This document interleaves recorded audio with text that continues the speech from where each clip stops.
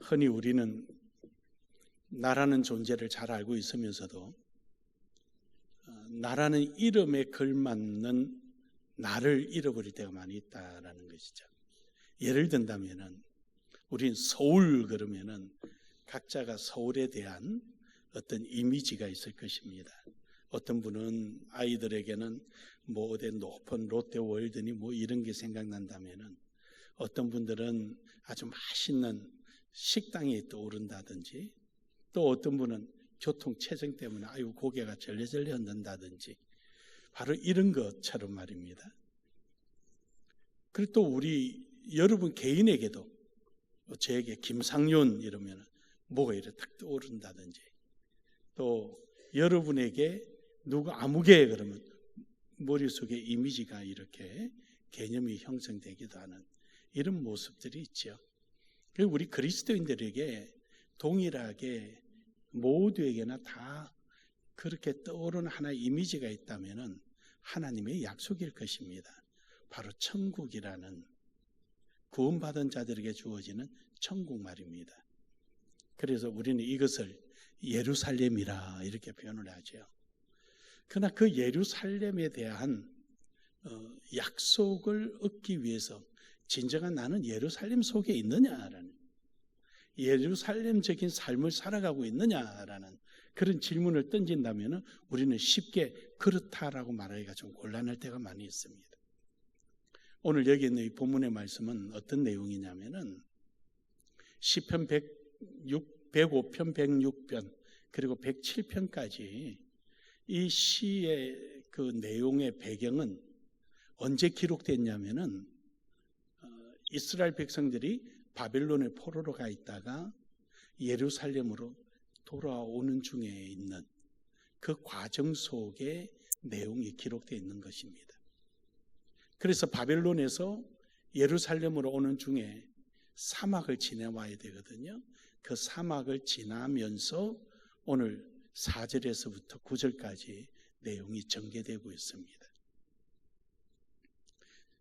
즉 다시 말해서 이들에는 하나님이 70년 이후에 들어갈 예루살렘 성, 그 성을 찾아가는 거죠. 오늘 여러분과 제 삶 속에 우리의 영원한 예루살렘을 향하여 어쩌면 우리는 그 성을 향하여 가고 있는 것입니다. 하지만 그리로 가고 있는 사람으로서의 자기 위치를 자기가 인정할 수 있어야 되는 거죠. 여러분이 미국을 간다, 뭐 캐나다를 간다, 어디 가기 위해서 비행기를 탔을 때 그 비행기가 미국을 가든 캐나다를 가든 목적지에 가고 있다는 사실에 대한 분명한 확신이 있을 때 편안한 잠도 오고 제공해주는 음식도 먹지만 북한으로 간다면 어떻게 되겠어요? 얼마나 불안하겠어요? 잠이 오겠어요? 전혀 다른 내용이죠. 그러니까 여러분이 지금 가는 곳이 그 예루살렘을 향하여 가는 나의 예루살렘은 제대로 존재하고 있는지 우리가 한번 확인해 보자라는 것이죠. 그 오늘 본문 말씀을 통해서. 그래서 오늘 본문 말씀의 제목을 나의 예루살렘이라는 제목으로 함께 은혜를 나누기를 원합니다. 오늘 본문의 말씀의 그 시편의 내용을 좀 여러분에게 소개하면은 시편은 총 150편으로 형성되어 있습니다. 그런데 이 시편이 150편인데 5책으로 나누어져 있습니다. 이게 참 재밌는 거예요. 시편 1편부터 42편까지를 제1권이라 그러고요. 43편에서 73편까지를 제2권이라 그러고요. 74편부터 시작해서 89편까지를 제3권이라 그러고 90편에서 106편까지를 제4권이라 그러고 107편부터 오늘 본문 시작하죠. 150편까지가 제5권이라 그래요. 왜 이렇게 나눴느냐? 그 시 내용이 밑에 뭔가가 의미를 깔고 있다는 것입니다. 즉 제1권 1편에서 41편까지는 창세기 내용을 담고 있어요. 그래서 시편 1편에서 41편은 하나님의 사랑, 이런 내용이 많이 들어가 있어요. 그리고 창조, 이런 내용들이 41편부터 41편은 많이 들어가 있고요. 42편에서 72편까지 제2권은 무슨 내용이 많이 들어가 있냐면 출애굽기가 들어가 있어요. 그래서 자유, 해방, 그리고 하나님의 구속, 이런 내용이 그 속에 들어가 있어요.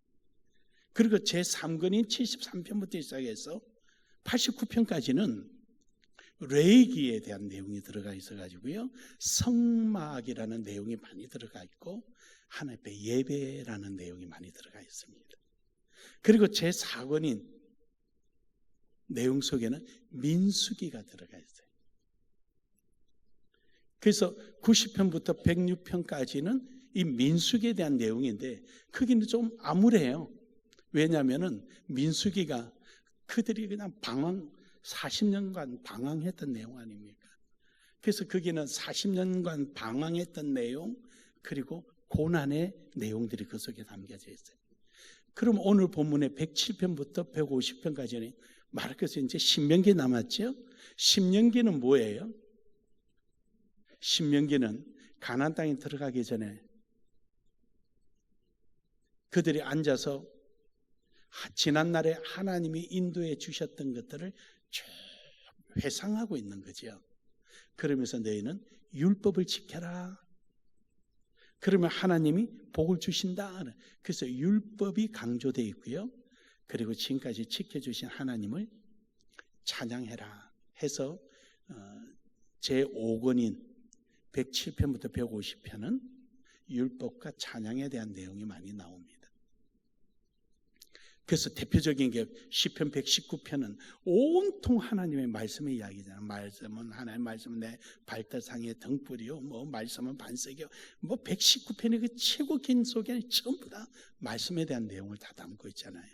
그만큼 이제 이 107편부터 150편은 하나님의 말씀, 즉 율법과 그리고 돌이켜 보면서 야, 하나님이 나를 여기까지 인도하셨구나, 거기에 대한 찬양의 내용이 담고 있습니다.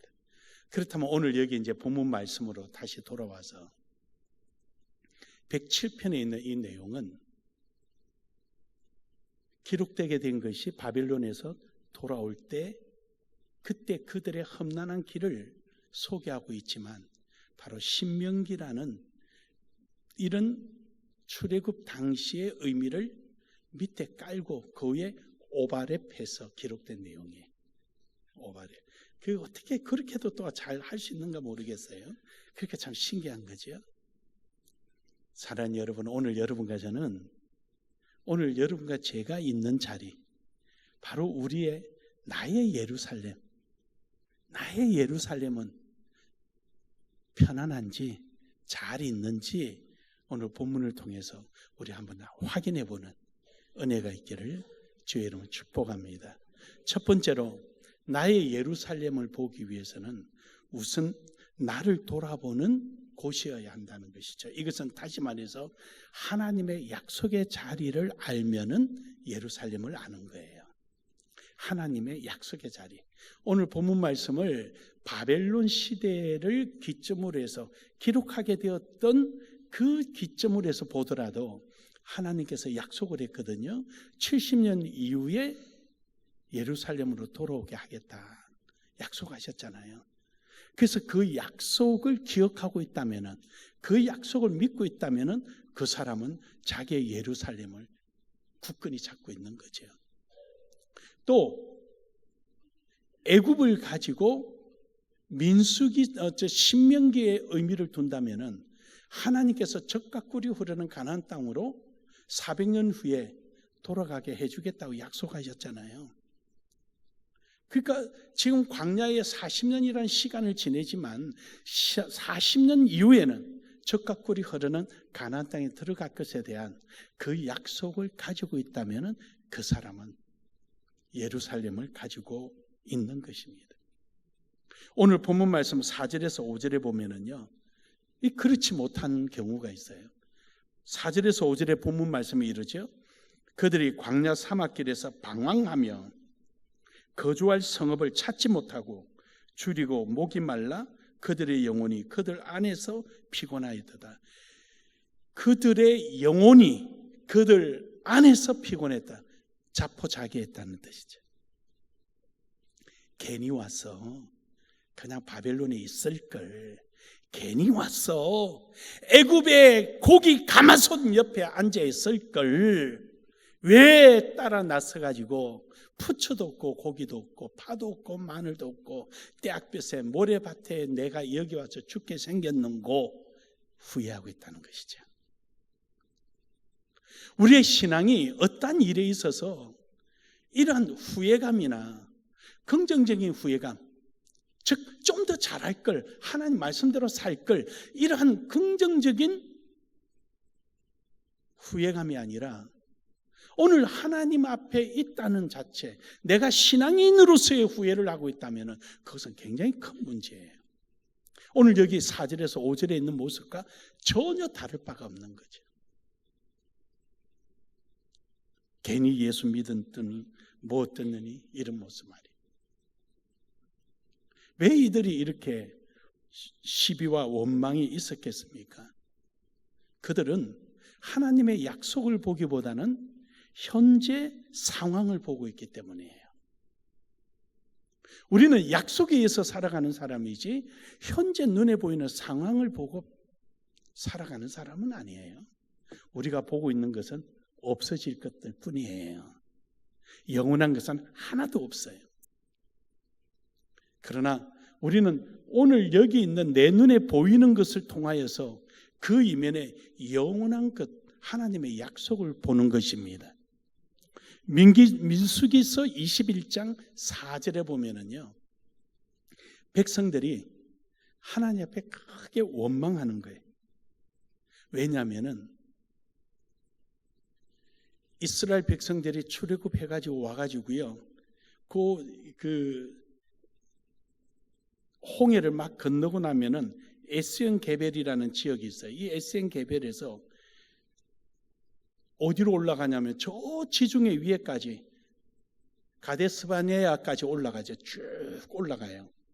올라갔다가 거기서 다시 또 내려옵니다. 거기서 바로 건너면은, 계곡 하나 건너면은 바로 가나안 땅 들어가는 거예요. 계곡 건너면은. 저번에 우리 이집트 갔을 때 여러분들이, 제가 이 통로로 한번 버스를 타고 지나갔잖아요. 산 꼭대기 꼬불꼬불 올라가서 제일 꼭대기에 올라가서 그 다 찌그러져 내려가는 가게집 앞에서 거기서 화장실, 이상한 화장실 들어갔다가 나와서 그 밑에 쳐다보고 사진 찍고 또 쭉 내려가서 조그마한 댐을 지나갔죠. 바로 그 계곡 건너면 되는 거예요. 근데 이렇게 올라가서 가면 되는데 또 다시 내려옵니다. 다시 또 에시온 게벨까지 내려와서 다시 이래서 광야를 거쳐서 에돔을 거쳐서 너보산까지 가서 가나안에 들어가거든요. 이 기간이 얼마 걸리느냐? 38년이 걸리는 거예요. 그러니까 이들이 지금 민수기에서 21장 4절에서 원망하는 거예요. 왜 이래 빙빙 돌립니까?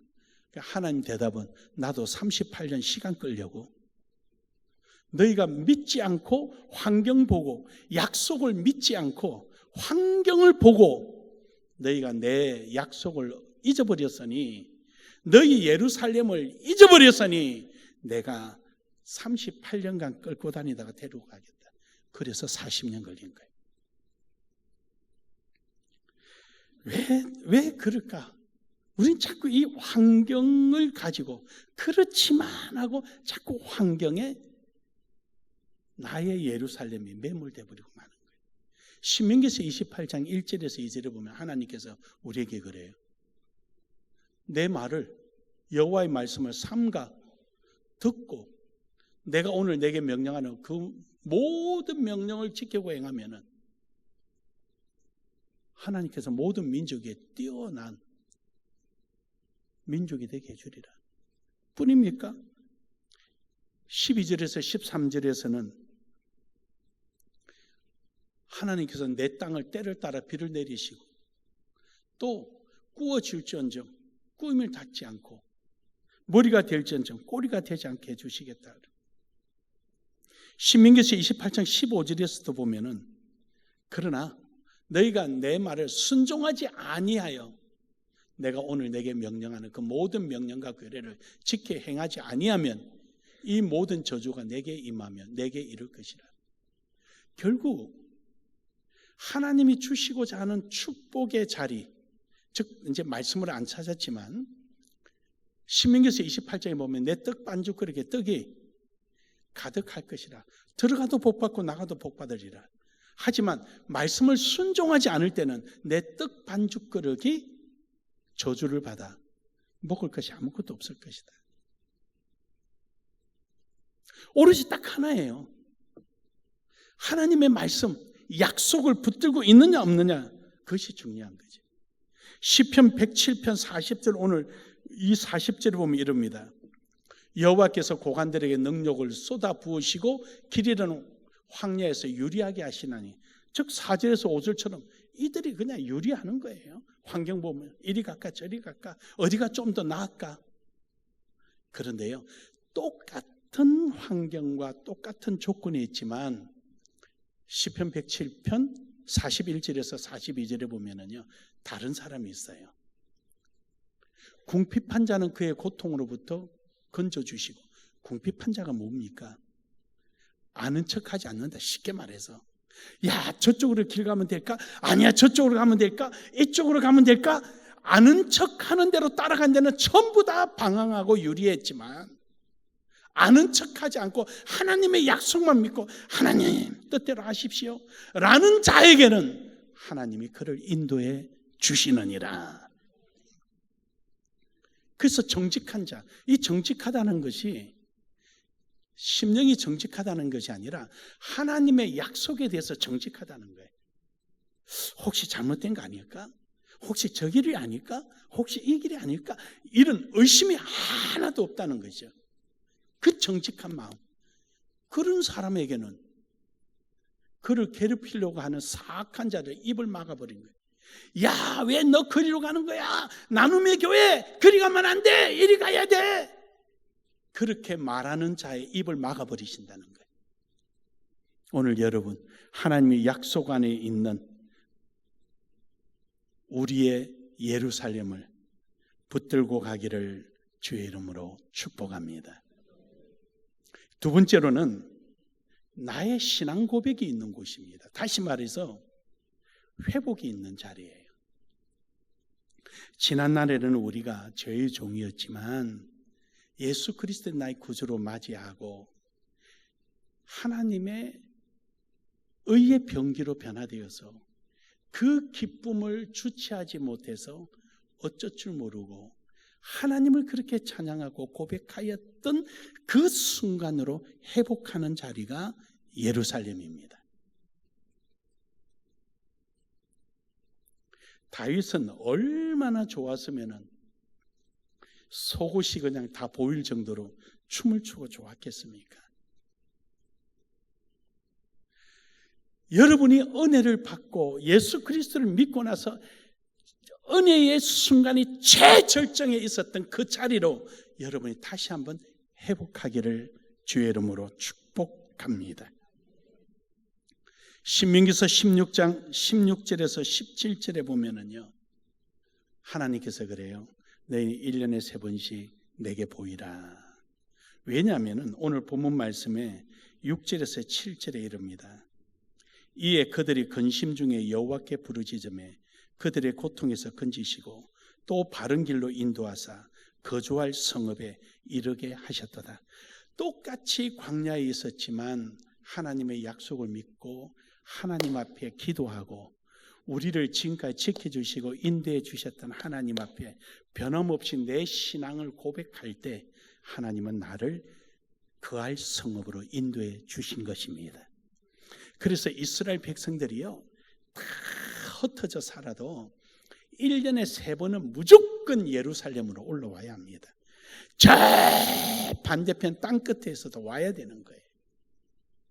1년에 3번이 언제냐면은 이스라엘에는 큰 절기가 7절기가 있습니다. 6월절, 무교절, 초실절. 6월절은 1월 14일 무교절 15일, 초실절 16일이에요. 요게 15, 16, 17, 14, 15, 16, 요 3일이에요. 요때 한 번. 그리고 여기로부터 50일째 되는 맥추절, 오순절이라 그러죠. 요때 또 한 번. 그러고 나서 수장절. 성경에는 수장절이라 하고 초막절이라 하고 장막절이라 하는데 다 똑같은 말이에요. 장막을 치고 이제는 텐트 안 치고 장막을 치고 거기서 거주하게 됐으므로 그게 감사해서 즐기는 예배, 절기를 지내는 그것을 장막절이라 그러고, 밖에 나가서 지난날 출애굽할 때 초막 지고 천막 지고 살던 때를 하나님 그때도 인도해 주셨다 해서 그날에 초막을 치고 하늘에 구멍을 뚫고 하늘을 별을 쳐다보면서 그때를 회상하는 것을 초막절, 그리고 추수한 것을 다 거둬들인 것을 수장절, 다 똑같은 날이에요. 이 날을 우리는 추수감사절이라 그래요. 뭘 추수감사절이니까 메이플라워가 간 날을, 그거는 그런 소리 하지 마라 그래. 그건 성경에 있는 내용인데 왜 메이플라워를 가지고 와서 그래. 다만 우리가 모여서 회의하기를 11월 셋째 주에 하자. 세계 기독교 회의에서 결정 지을 때 메이플라워가 그때 감사 예물을 드렸으니까 그 날을 맞춰서 우리도 하자. 그거지. 그때 메이플라워가 한 걸 따라가는 거예요. 성경에 있는 내용은. 우리가 성경 아닌 것을 절기를 지내나요? 그러니까 그런 게 잘못 전해지니까 요즘 절기를 안 지내는 교회가 많이 있잖아요. 절기 안 지내는 거는 괜찮고 자기 생일 한 해만 놓치고 지나가면 그건 아주 죽일 듯이 그냥 잡아먹으려. 그래서 이 세 번은 무조건 가야 되는, 무조건. 어디 있든지. 왜 그래야 되느냐? 하나님의 은혜를 확인하고 자기 정체성을 확인하고 회복하는 곳이에요. 여기 가서 하나님 앞에 제사 지내고 하나님 앞에 자기 소원을 빌고 구하고 이런 것을 하죠. 그래서 여기서는요, 민수기 29장 39절에 보면은 하나님 앞에 갈 때 예물을 꼭 가져가라는 거죠. 앞서 있는 말씀처럼 공수로 가지 말고, 앞에 신명기서 16장 16절에서 17절에 보면은 너희는 공수로 가지 마라.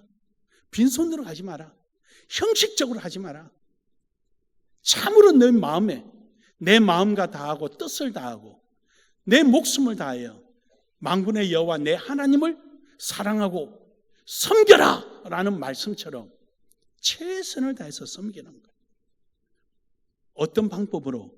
민수기 29장 39절에 보면은 평소에 내가 드리는 예물 외에 소원 예물이나 낙헌제 예물이나 이때 전부 다 번제, 소제, 화목제 다 드리고 전제를 다 드리거든요. 평소에 드리는 거 그거는 그대로 두고 이때는 특별하게 드려라. 네가 힘 닿는 데까지. 여기서 힘 닿는 데까지라는 것은 할 수 있는 범위 내에서, 그러니까 그 해에 추수한 것에 대해서 올해는 작년보다 훨씬 많이 수확됐네. 하나님 감사합니다. 감사합니다 말만 하지 말고 수확 많이 돼서 많이 된 대로 하나님 앞에 드리고, 그렇게 해서 절기로 번제, 소제, 전제, 화목제를 드리라는 거예요. 저도 그래요. 저는 집사 때부터 그렇게 해요. 주일헌금은 주일헌금대로, 감사헌금은 감사헌금대로, 절기헌금은 절기헌금대로, 생일이면 또 주일헌금, 감사헌금, 또 생일 감사헌금 구분돼서 해요. 구분해서. 그렇다고 앉아서 다 쪼개가지고 봉투가리 이런 거 안 합니다. 하나님 앞에 하는데 다 따로따로. 근데 분명한 것은요, 하나님이 기억하고 계시더라고요. 기억하고 계셔요. 그래서 그게 합당하게 나의 예루살렘에서 하나님은 복을 주시는 거예요. 은혜를 주시는 거예요. 믿으십니까?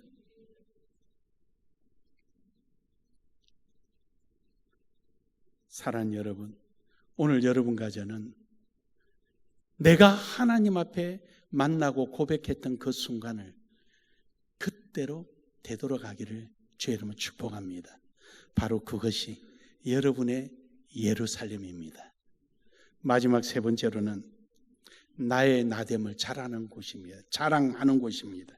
무슨 말이냐면요, 하나님 주신 은혜를 자랑하는 거예요. 그 은혜를 통하여서 내가 살아가는 거예요. 하나님 주신 게 뭐냐라는 것이죠. 오늘 본문 말씀 8절에서 9절에 보면 그럽니다. 여호와의 인자하심과 인생에게 행하신 기적으로 말미암아 그를 찬송할지로다. 그가 사모하는 영혼에게 만족을 주시며 줄인 영혼에게 좋은 것으로 채워 주심이로다. 그러니까 나의 나됨은 주의 은혜예요. 우린 그걸 자랑하자는 거죠. 그게 바로 예루살렘, 나의 예루살렘. 이게 진정한 산 제사가 되는 거고 감사가 되는 거죠. 시편 9편 1절에 보면은요, 하나님이 주신 은혜를 자랑하는 것입니다. 내가 전심으로 여호와께 감사하오며, 전심이라는 말은요, 이름 그대로 전심에 밑에 남겨두고 빼두고 아까워하거나 꼭 이래야 되나 이런 거 없이 그냥 적극적으로 그냥 표현하는 거예요. 내가 사랑하는 아들이 옆에 있는데 과일이 여러 개가 있어요. 내가 먹어보니까 이게 굉장히 맛있어. 야, 이거 먹어. 이거 먹어. 그런 거예요. 그게 전심이죠. 조금 더 사심 없이. 이러한 기이한 일들, 하나님의 은혜들, 내가 하나님 앞에 최고로 고백하였던 그 회복했던 그때 그런 마음을 갖게 되고 그런 삶을 살아갈 수 있게 된 그것을 마음껏 전하는 거예요. 시편 100편 4절에도 보면은 그냥 말로만 하는 게 아니라 행동을 옮겨라. 거문에 들어가며 그 궁정에 들어가서 하나님 앞에 가서 하나님께서 우리에게 예수 그리스도께서 피값으로 사신 이 교회 나아가서 하나님 앞에 감사하는 겁니다. 할렐루야. 입을 뒤집어 쓰고 만세 불러야 독립운동가 안 된다고 그랬잖아요. 나와야죠. 하나님 앞에 나와서. 시편 33편 2절에 보면은요, 내가 할 수 있는 것이 뭔지, 내가 할 수 있는 것으로 하나님을 높이는 거예요. 이것이든 저것이든 뭐가 됐든 어떤 것으로 하나님을 높일까? 어떤 것으로 하나님 찬양할까? 오늘 이 순간에 내가 할 수 있는 게 뭘까?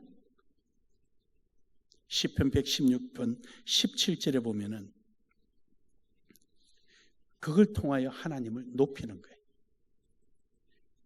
하나님의 주신 것 가지고 내가 잘난 척하는 것이 아니라 나는 못나고 부족해도 하나님을 높이는 거예요. 우리 하나님이 하셨고 하나님이 이루셨고 생각만 해도 감사하고 생각만 해도 이게 웬 떡인가 싶고 이게 웬 은혜인가 싶고 어찌 나한테 이럴 수가 있을까? 우리는 하나님을 높이는 거예요. 시편 50편 23절에 보면은 우리의 삶이 하나님 앞에 감사의 예배가 이루어지는 것입니다. 결론적으로 여러분, 진정한 우리의 나의 예루살렘은 하나님의 은혜로 말미암아 하나님을 지극히 높이며 내가 할 수 있는 모든 것으로 주님을 찬양하는 바로 그 자리가 나의 예루살렘입니다. 오늘 여러분과 저는 환경에 매몰되지 마시고 오늘도 나를 나 있게 하시고 나에게 약속 주시고 내가 하나님의 은혜에 그것을 다시 회복하고 주님 앞에 나아감으로 여러분의 예루살렘 속에 내딛는 발걸음 속에 하나님의 응답이 보호하심이 축복의 은혜가 함께하기를 주의 이름으로 축복합니다. 축복합니다. 축복합니다.